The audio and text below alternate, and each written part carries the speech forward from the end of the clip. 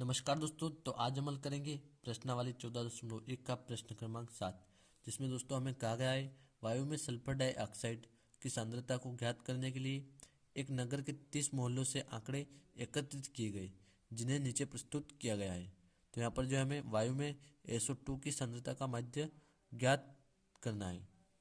तो दोस्तों यह जो हमें आंकड़े दिए गए वायु में SO2 की सांद्रता की, तो अब हमें SO2 की सांद्रता का माध्य जो है ज्ञात करना है।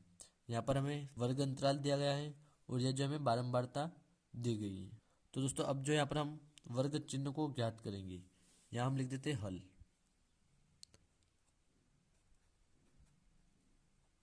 अब यहाँ पर हम वर्ग चिन्ह एक से को जो है ज्ञात करते हैं। इसको हम दोस्तों प्रत्यक्ष विधि से जो है हल करेंगे। इससे पहले के सवाल हमने कल्पित विधि से हल किए थे। तो अभी तक दोस्तों हमने आपको दो विधि सिखा दी है। अभी हम अगले सवाल में पद विचलन विधि जो है सीखेंगे। यहाँ पर इसे हम प्रत्यक्ष विधि से हल करेंगे। तो वर्ग चिन्ह जो होता है दोस्तों, यहाँ पर हम देखिए, यहाँ पर है हमारे पास 0.00 और 0.04, इसको हम प्लस कर देंगे और बटे में हम लिखेंगे 2। तो यहाँ पर हम इसको जोड़ेंगे तो हमें प्राप्त होगा 0.04 और बटे में 2। तो इससे हम इसको भाग कर देंगे तो यहाँ पर हमें प्राप्त होगा 0.02।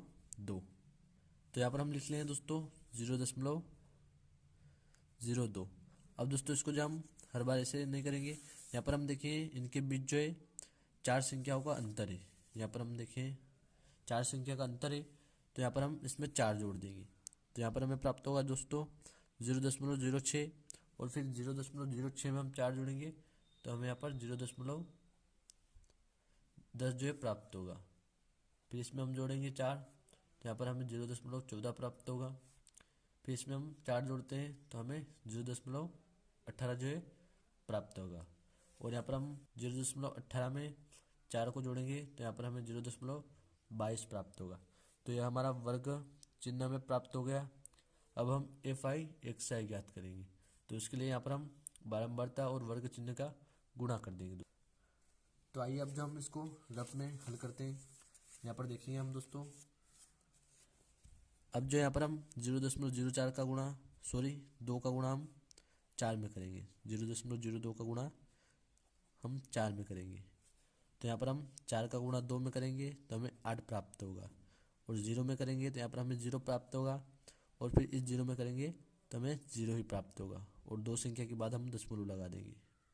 तो यहाँ पर हमें यह प्राप्त हो जाएगा 0.08। इसी प्रकार से हम 9 का गुणा 0.06 में करेंगे तो इसको यहाँ पर हम करते हैं 0.06 गुणे 9। तो यहाँ पर दोस्तों हमें 9 छंग होता है 54, तो यहाँ पर हमें 4 प्राप्त होगा। फिर 9 का 0 में करेंगे तो 0 होगा और जो हमारी 5 हासिल है उसको यहाँ पर हम लिख देंगे। फिर 9 का 0 में करेंगे तो 0 प्राप्त होगा और 2 संख्या के बाद यहाँ पर हम दशमलव लगा देंगे तो यहाँ पर हमें 0.54 जो है प्राप्त हुआ। इसी प्रकार से अब यहाँ पर ही हम हल कर लेते इसको। 9 का गुणा हम 10 में करेंगे तो यहाँ पर हमें 90 प्राप्त होगा और 9 का गुणा 0 में करेंगे तो 0 प्राप्त होगा और 2 संख्या के बाद दशमलव है तो यहाँ पर हम 2 संख्या के बाद दशमलव जो है लगा देंगे।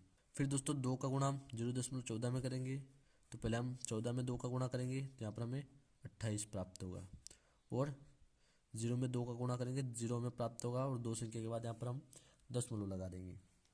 फिर यहाँ पर 4 का गुणा हम 18 में करेंगे दोस्तों। 18 चौक जो होता है 72 होता है तो हम लिखेंगे 72 और दशमलव और यहाँ पर 0। फिर 2 का गुणा हम 0.22 में करेंगे तो यहाँ पर हमें 0.44 जो है प्राप्त होगा। अब जो है दोस्तों यहाँ पर हम बारंबारता को ज्ञात करते हैं, कुल बारंबारता। तो यहाँ हम लिखें सिग्मा FI बराबर, इसको हम जोड़ लेते हैं। यहाँ पर हम देखें 4 और 9 जो होता है 13 होता है और 13 और 9 जो होता है 22 होता है और 22 और 2 24, 24 4 28 और 2 30 यहाँ पर हमें प्राप्त होगा। और यहाँ पर अब हम FI XI को जो है जोड़ते हैं तो दोस्तों यहाँ पर 8 4 हो जाएगा 12, 12 और 0 12, 12 8 20, 20 2 22 और 4 हो जाएगा 26 की 6। यहाँ पर हम लिख लेते पहले सिग्मा FI XI। तो तो यहाँ पर 26 का हमने 6 लिखा और अब हमारे पास 2 हासिल हुई, तो 5 में 2 जोड़ेंगे तो हमें 7 प्राप्त होगा, और 7 में हम 9 जोड़ेंगे दोस्तों तो यहाँ पर हमें 16 प्राप्त होगा। फिर 16 में यहाँ पर हम 2 जोड़ेंगे तो 17 और 18 यहाँ पर हमें प्राप्त होगा। फिर 18 में दोस्तों हम 7 जोड़ेंगे तो यहाँ पर हमें 25 प्राप्त होगा, और 25 में हम 4 जोड़ेंगे तो हमें यहाँ पर 29 जो है प्राप्त होगा। और यहाँ पर दो संख्या के बाद दशमलव लगी है तो यहाँ पर भी हम दशमलव लगा देंगे, तो यहाँ पर हमें सिग्मा FI XI जो प्राप्त होगा 2.96। अब यहाँ पर हम इसे प्रत्यक्ष विधि से हल करेंगे दोस्तों। तो यहाँ पर हम लिखेंगे प्रत्यक्ष माध्य, इसका माध्य निकालेंगे हम प्रत्यक्ष विधि से। तो यहाँ हम लिखेंगे अब x बार और बराबर इसका जो फॉर्मूला होता है सिग्मा FI XI और बटे में सिग्मा FI। अब यहाँ पर जो हम इसमें हम मान रख देते हैं दोस्तों। तो ये जो है हमारे पास है 2.96 और इसके बटे में 30 है हमारे पास, तो हम लिखेंगे 30 दोस्तों। अब यहाँ पर हम दशमलव हटा देंगे यहाँ से और यहाँ पर बटे में हम 0 बढ़ा देंगे। अब यहाँ पर इसको हम लिख लेते हैं 296/300। तो दोस्तों इसको जो हम 2 से काट सकते हैं, तो यहाँ पर हम इसको 2 से काटेंगे। तो यहाँ पर हम 2 से हम इसे काटेंगे तो यहाँ पर हमें प्राप्त होगा 2 एकम 2 और 2 चौक 8, तो यहाँ हम लिखेंगे 4 और बचा 1, तो यहाँ पर हो जाएगा 16, 2 8 16। इसको हम काटेंगे 300 को 2 से, तो यहाँ पर हमें 150 प्राप्त होगा। और फिर से हम इसको काट देते हैं 2 से, क्योंकि ये 2 से जो है कट जाएगा। तो यहाँ पर हमें 2 7 14 और 2 चौक 8, यहाँ पर 150 को हम काटेंगे 2 से, तो यहाँ पर हमें प्राप्त होगा 2 7 14 और 1 बचा 10, 2 पंचे 10। अब दोस्तों इसको फिर आगे हल करते हैं हम। यहाँ पर हम देखें दोस्तों 75 से 74 में हम भाग देंगे, तो यहाँ पर हमें बराबर प्राप्त होगा। यहाँ 0 बढ़ाएंगे हम तो यहाँ पर हम दशमलव लगाएंगे और यहाँ पर हम 0 लिख देंगे, तो यहाँ पर हमारे पास हो जाएगा 740। तो 75 का भाग अगर हम दोस्तों 740 में दें तो यहाँ पर अगर हम 75 का गुणा 10 में करें दोस्तों तो हमें 750 प्राप्त होगा, जो कि 740 से ज़्यादा हो जाएगा। तो हम 9 का गुणा करेंगे 75 में, तो दोस्तों यहाँ पर हमें 675 जो है प्राप्त होगा। 75 नब्बे की 675, तो यह जो है 740 से कम है, तो हम लिखेंगे 9। अब हमारे पास 740 में से हम माइनस करेंगे दोस्तों।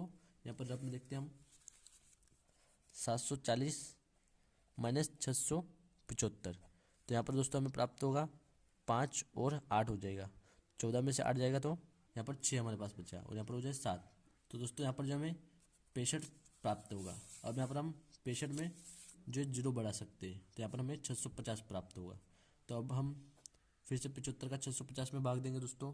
तो यहाँ पर जो दोस्तों 75 8 होता है 600, तो ये जो है 650 से अधिक नहीं है। यहाँ पर हम लिखेंगे 8, क्योंकि 8 बार हमने भाग दिया 650 में तो हमें 600 प्राप्त हुआ।